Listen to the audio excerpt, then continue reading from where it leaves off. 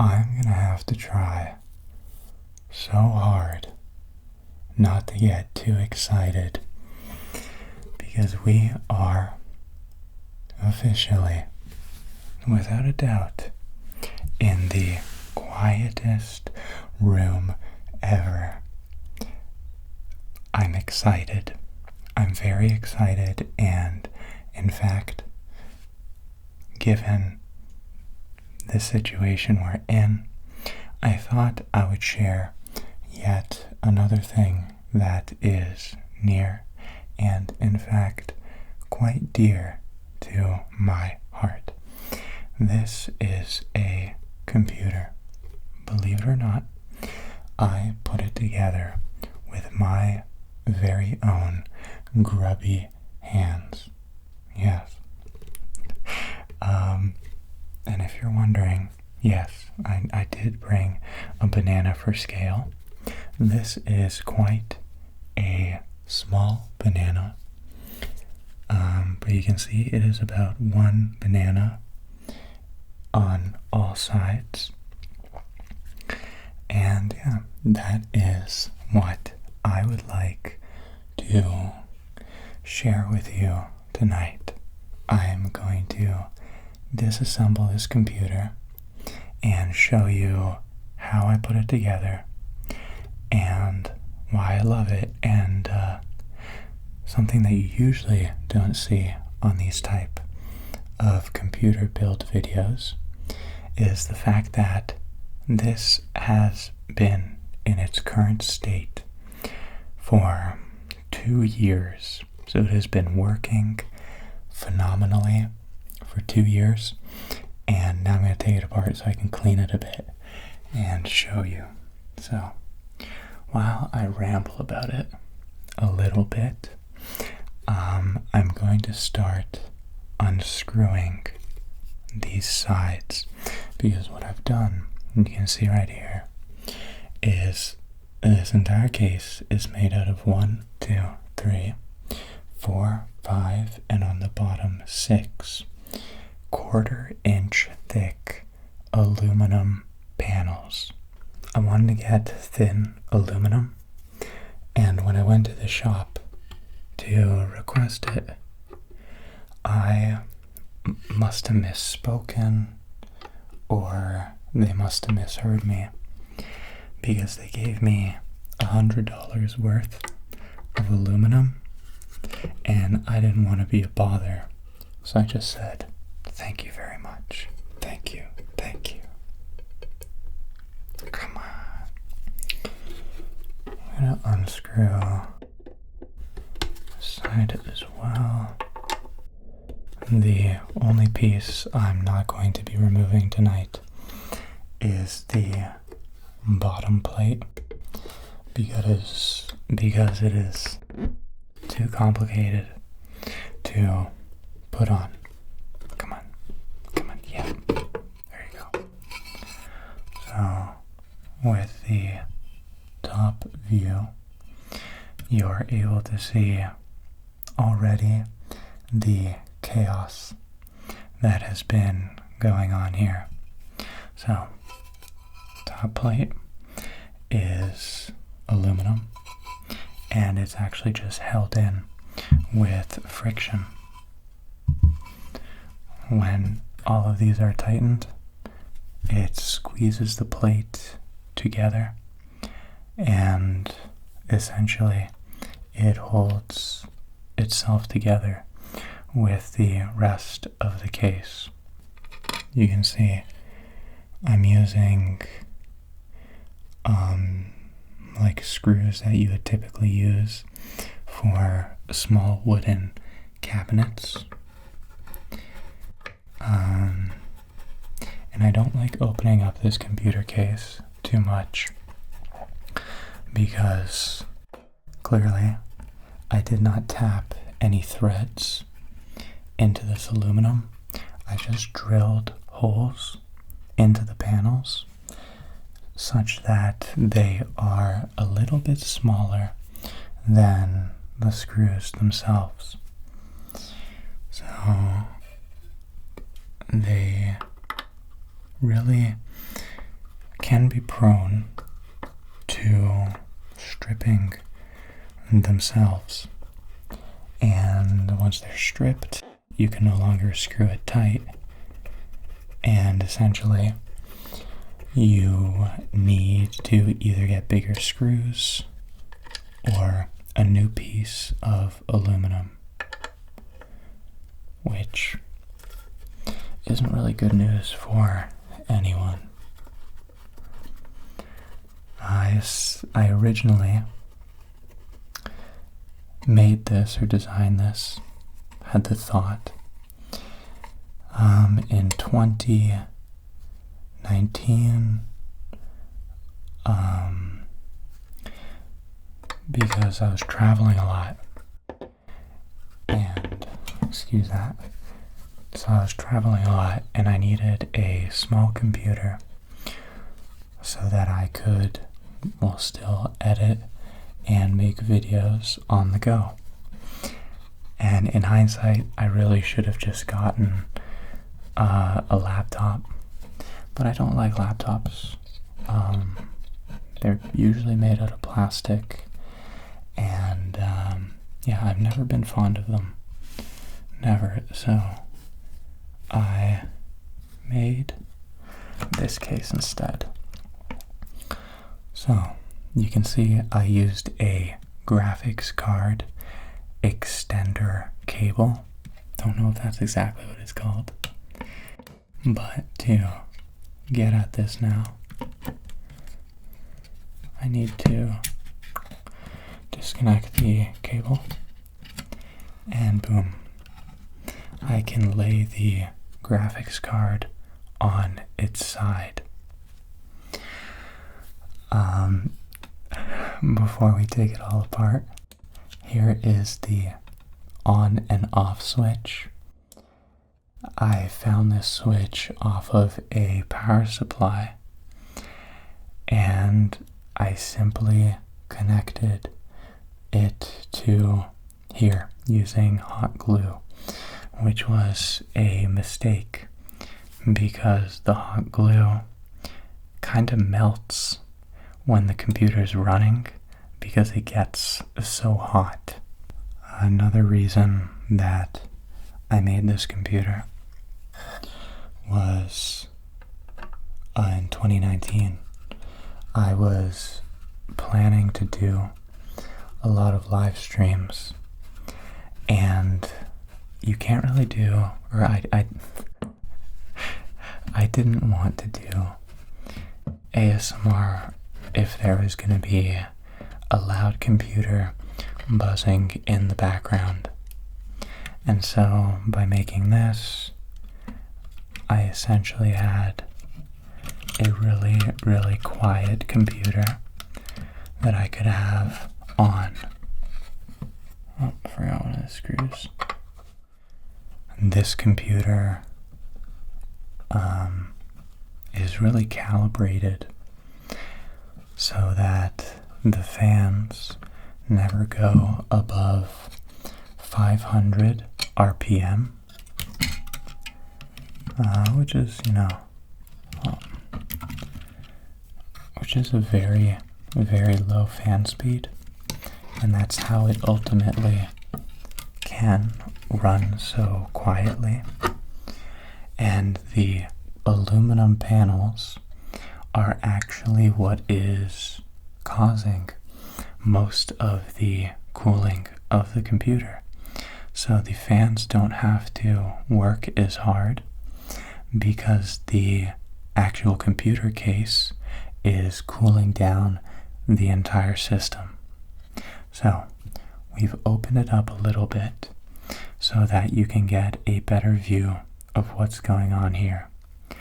I'm not going to link any parts below this video because they're not special. There's nothing good or grand about them, where any other product will do just fine.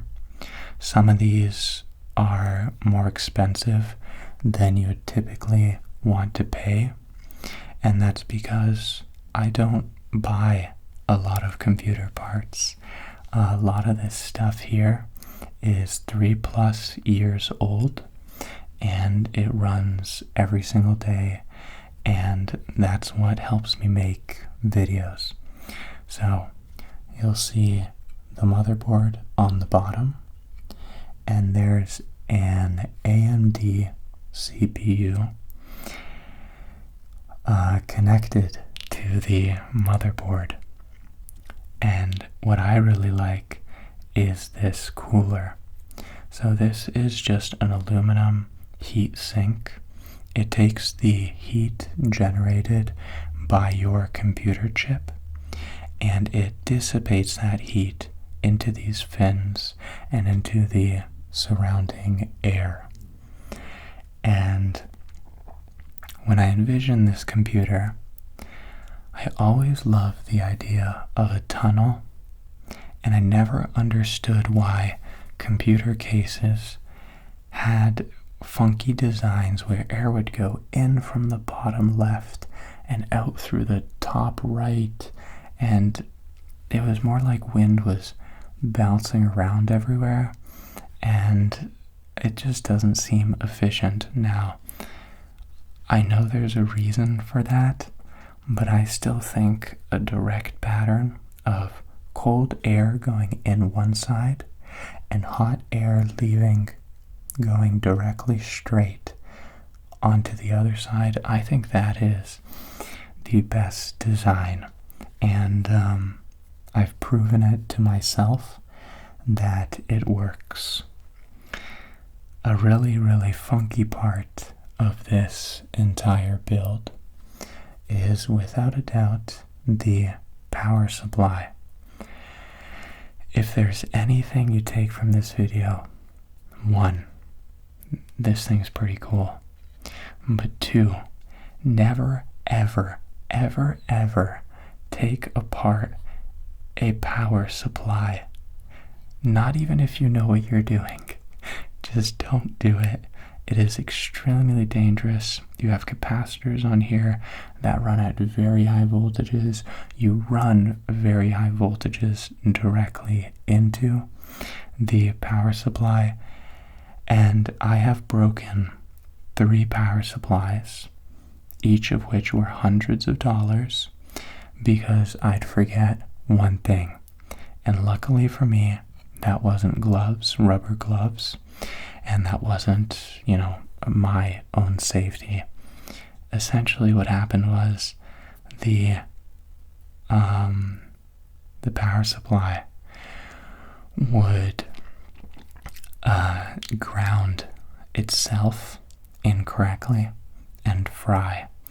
I'm sure I could have fixed it if I replaced certain parts, whether it was a coil or once again a capacitor or really anything else. But you can see tape on all the screws that hold the power supply here, because previously that metal from the screw was too close to things like this coil, and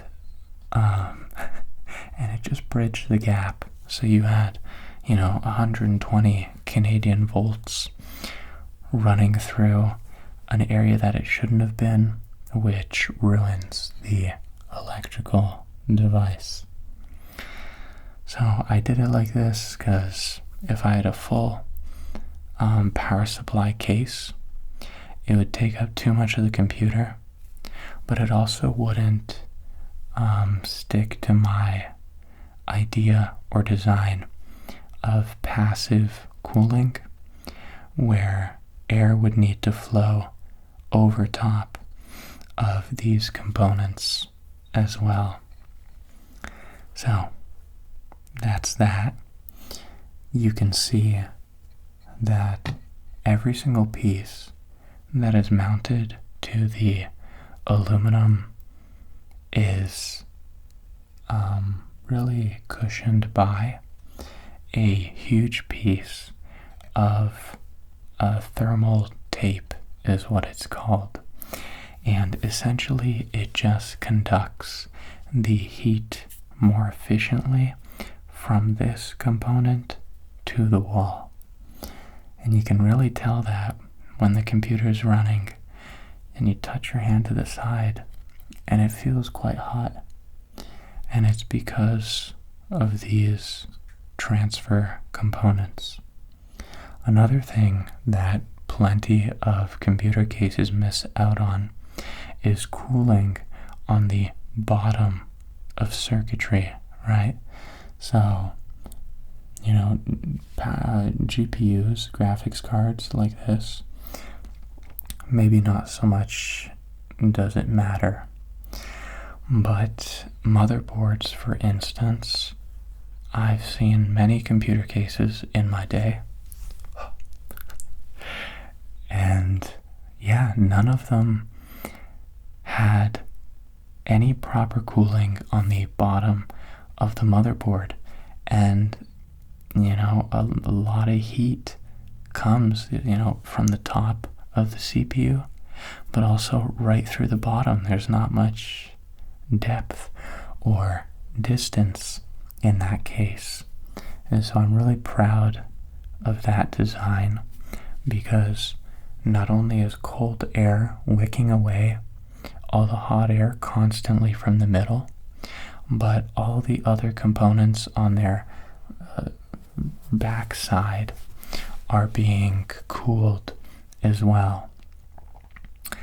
Another interesting thing, I love how lucky I got here, right? Because I didn't design this on AutoCAD and then, measure each piece and put it in. No, I already had this graphics card from my previous computer. I already had this cooler from a previous computer. I even had the CPU from my old computer. I had these fans from the old computer.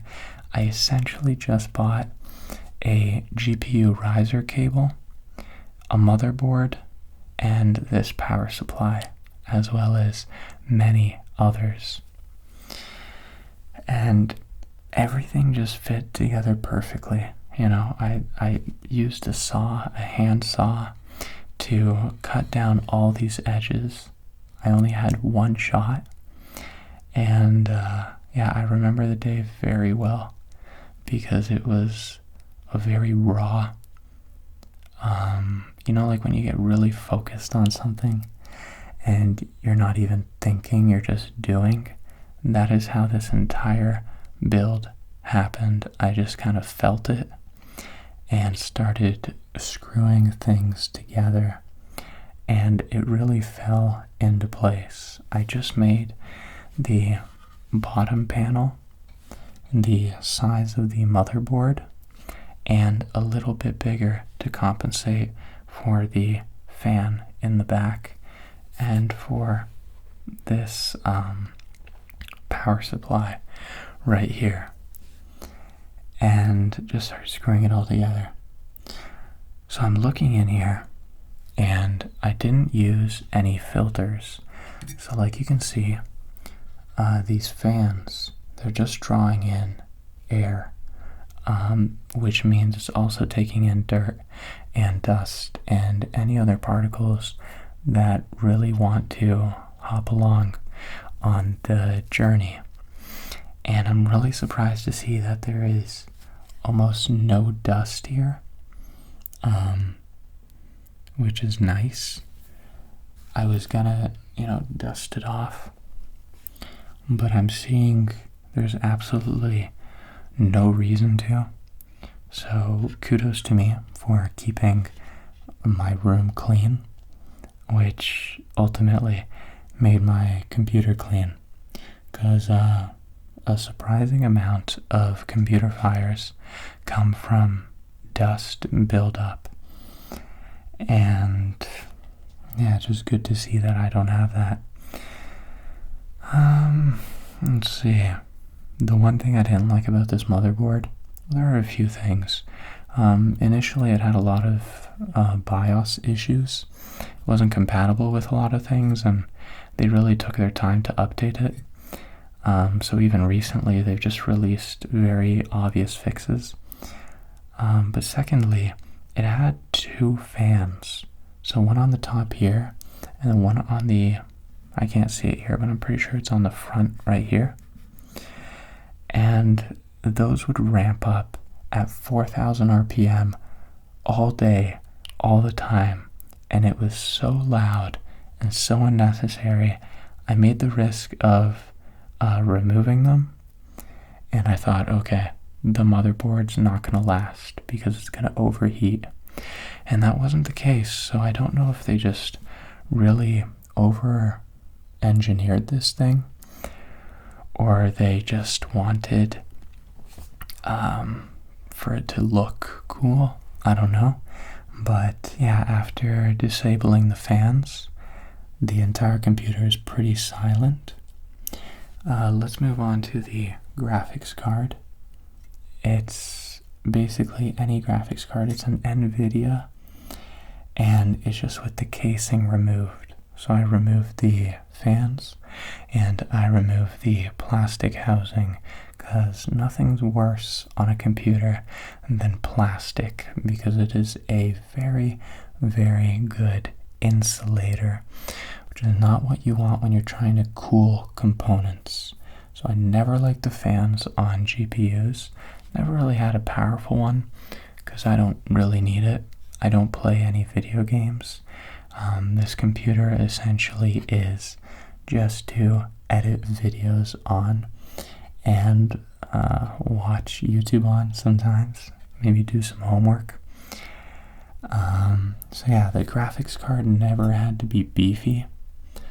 My initial plan with the graphics card was to install a different heatsink. So I wanted to get a different CPU heatsink that's thicker. It just has more aluminum in it. And I was just going to attach that and passively cool it. And I thought to myself, there's so many things that could go wrong. There's so many things I could miss, and components could overheat and fry themselves. And so I ultimately decided against that. And I just put a really quiet Noctua fan onto the heatsink itself. It's held in place by strings. They're made out of plastic too, but really it works. It holds it in place. And the GPU is probably the hottest component in this entire case. And it probably doesn't help that when it's attached, not too much airflow goes through, because this kind of blocks anything that could be going in and around this area. And so you're really relying on the fan, and the fan is just pushing air down. Actually, I'm not sure entirely. Let's see if it's spinning clockwise. Well, I don't know the orientation. It's facing down. I think it's pulling air away, which would be really good, because just pushing the air in I don't think would work as well, but this way the air flows through all of the cavities. And yeah, that's the computer case. I have an M.2 drive here, and then another M.2 drive on the bottom. I really, really love the audio system. I know it just looks like 3 random holes, but it is really, really high quality audio. And as an ASMR fan, and as an overall fan of audio and good sound, that was a must. And I know I'm going to forget some things. Right off the hop, you probably noticed that the strongest component in this build probably isn't the cable management. It really is just crammed into this bottom corner and underneath this fan here. So yeah, definitely not my greatest design, but There really is no other place to put it. I originally wanted to put all of it here, but the way the cables are bent, it didn't allow them to hide in this little cubby right here. You can see a lot of hot glue holding things down, some tape holding the power button in the on position, because sometimes I'll put the top plate on and I'll flip this switch and I'll think, oh, the computer is not turning on. I must have broken it. So this really is just like a way of preventing that from happening. Yeah, apart from that, I'm a big fan of underclocking computers. If you have a laptop, I extremely recommend you look into it. But this motherboard does a really, really poor job of automatically providing voltage to necessary parts. So initially, not initially, but I got it down by 30%. So I lowered the voltage by 30%, and then I overclocked the CPU, maybe 15% more from its base value, not from its boost value. And yeah, that ultimately I'm giving the computer less volts and it's running faster with fewer issues. The only benefit I'm not having is that it's not adjusting depending on the amount of work it's doing. So say you're just browsing the internet, it's stuck at a specific speed, which is inefficient. It's like having a car that's doing 10,000 RPM regardless of if it's going downhill, uphill, or staying at a red light. But more often than not, this computer is, doing some quite difficult work, and the voltage is on average lower in this case. So might not work for everybody. Maybe I got lucky with this design. I got really unlucky with the RAM. This only fits 2 sticks of RAM, and I got some pretty expensive ones, but I cannot undervolt them. When I put I'm overclocking the RAM, which is a silly term because when you buy the RAM, it's commercializing itself at the top speed. But if you just put it into your computer and don't adjust anything, it's significantly lower than that top speed. So to overclock the RAM to a higher speed and then undervolt it doesn't work too well. So I only undervolted it by really a smidge. So if you have any questions about this computer, once again, I don't want to share parts. Please don't buy something if you don't need it. And this was just me sharing something that I made with my hands, and really glad that it survived all these years without issue, and I'm still using it. I still don't own a laptop.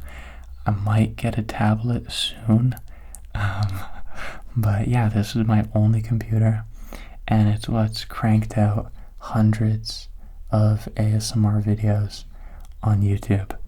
So there you go. I hope you enjoyed. I just want to let you know, if you didn't know, I'm sorry I haven't been present on YouTube, consistently for a while now. I really don't want to apologize for that, but don't worry, I'm going to be posting so much that you're going to hate me. I'm still in school, so that's going to be busy, but I'm in a situation now where I can record anytime I want, which is a blessing. So yeah, thank you. I'm gonna have to kind of shake off the rust a little bit and slowly get back into the groove of things. I've definitely noticed that I'm not as candid anymore on these videos, and it's because like if I'm just making one video every once in a while, then like it's gonna be, you know, like there's so much pressure on it, and like there's no time for jokes. I just gotta make the video. So yeah, I really hope to get back to that aspect. I hope you like this. I'm going to, off camera, take a good look at everything and make sure that all the pieces are fine. I'm gonna screw it together, and I'll be wishing you a very, very good night. So, take care, sleep well, and I will see you next time. Good night. Good night, good night, good night, good night.